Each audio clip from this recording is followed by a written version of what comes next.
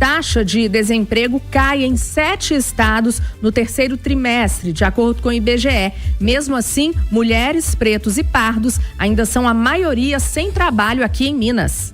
A taxa de desocupação em Minas Gerais e no Brasil, ou seja, o número de pessoas desempregadas, caiu ao menor nível desde o início da série histórica há 12 anos. Os dados apresentados hoje pelo IBGE mostram uma recuperação da economia, principalmente após o fim da pandemia, algo que refletiu diretamente na retomada dos empregos. O supervisor estadual da Pesquisa Nacional por Amostra de Domicílios Continuada, PNAD, do IBGE, Humberto Sete, detalha que em Belo Horizonte houve uma estabilidade na taxa de desemprego. O que a gente percebe agora, né, e isso sim, falando do momento atual, é que nós chegamos a níveis históricos mínimos, tanto no Brasil quanto em Minas Gerais. A gente está no menor patamar de desocupação da série histórica.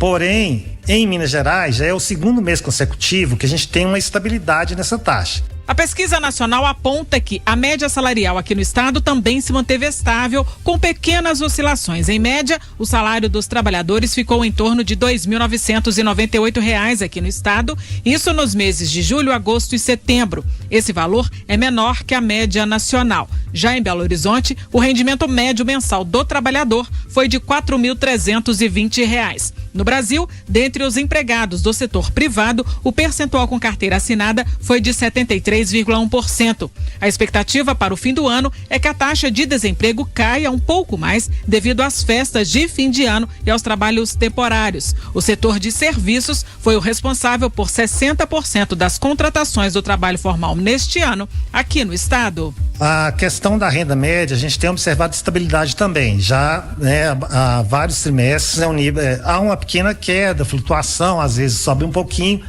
mas no geral a renda média está estabilizada.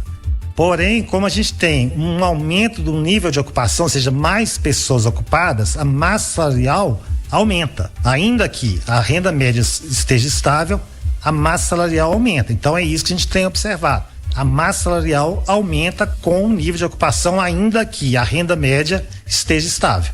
A informalidade em Minas, ou seja, trabalho sem carteira assinada, ainda responde por 36,5% da população ocupada no estado, de acordo com os números da pesquisa do IBGE. As mulheres ainda são a maioria sem trabalho, assim como pretos e pardos, todos acima de 7%. Repórter Clarissa Guimarães.